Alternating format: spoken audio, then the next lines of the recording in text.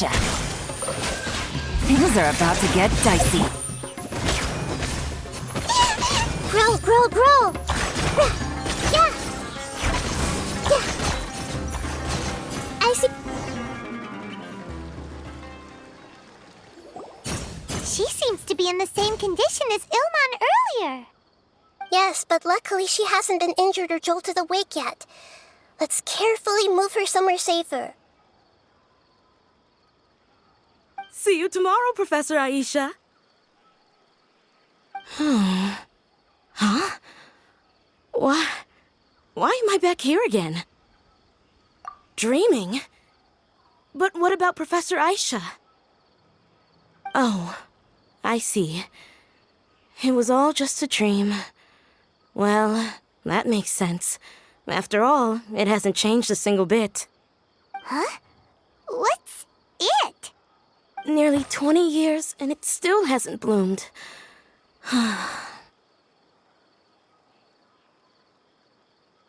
Does it have something to do with your dream?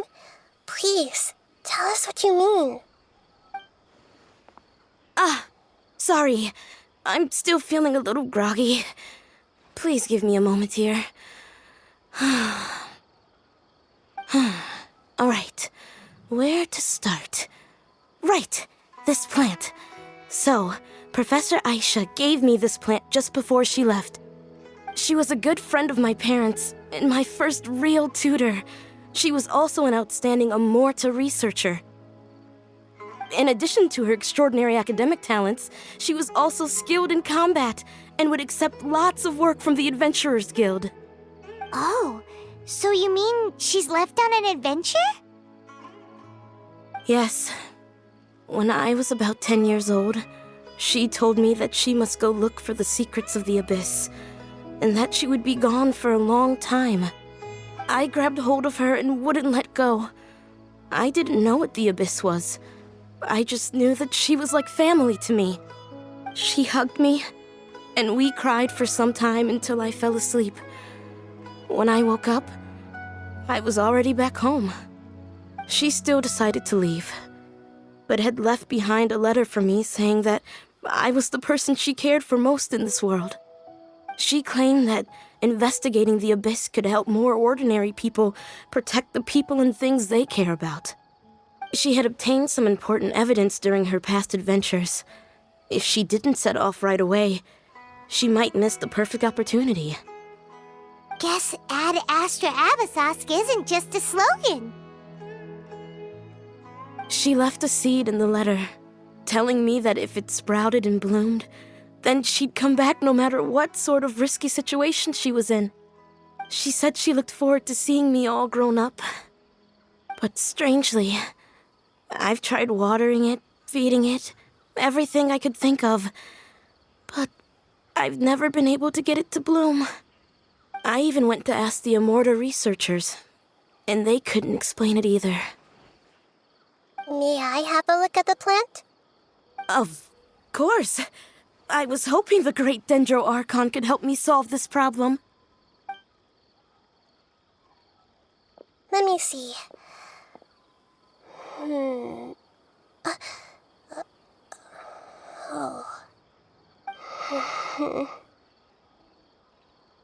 Huh? We've never seen that look on Nahida's face before.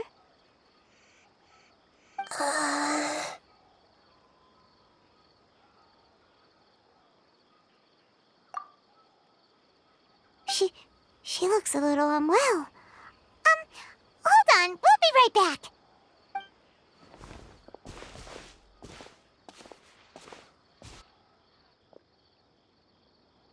What's wrong, Nahida?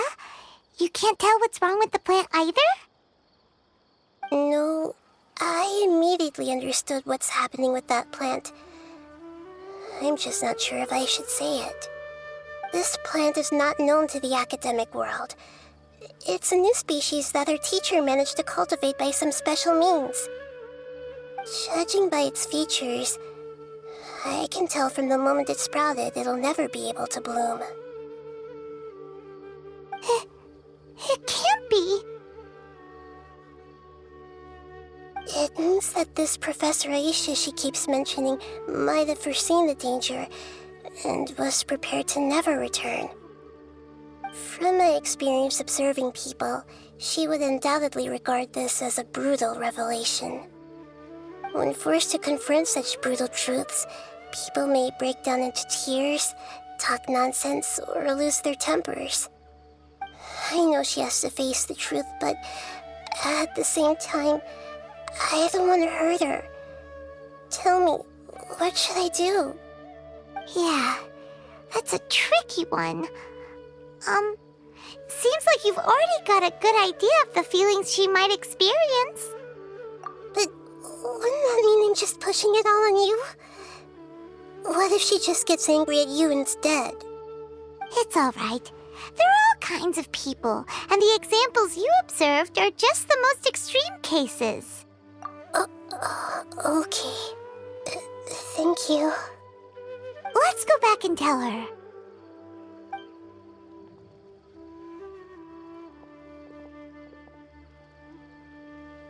Huh? It'll never bloom? But how's that possible? If a plant is unable to bloom, doesn't that mean it can't reproduce either? All that's left. Are you saying she never intended to return? Seriously? So everything she said was a lie? But she meant well.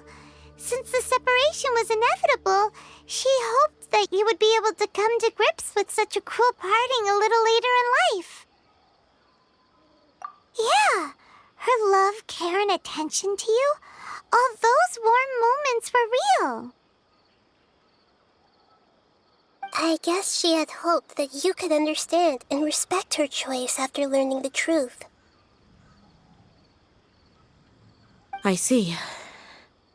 Sorry, I don't want to sound ungrateful, but it's just so much to take in. The dreams are so beautiful. Yet reality is heartlessly cold. I really thought she had come back. I had so much to tell her. These dreams may not be as pure and beautiful as they seem.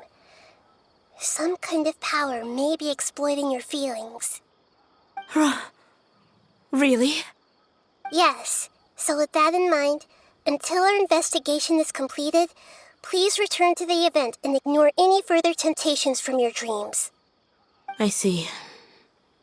Thank you for rescuing me, and sorry for the trouble. Luckily, the plant didn't get hurt either. Otherwise, I wouldn't have anything left to remember her by. Thanks, Traveler and Paimon. She seems to have finally accepted the truth, but I think she'll still need a long time to come to terms with her feelings. I saw her waver the moment you mentioned love. It was almost like a gentle rain, arriving just in time to put out a fire that was about to spread. It's because people have something called empathy. Empathy?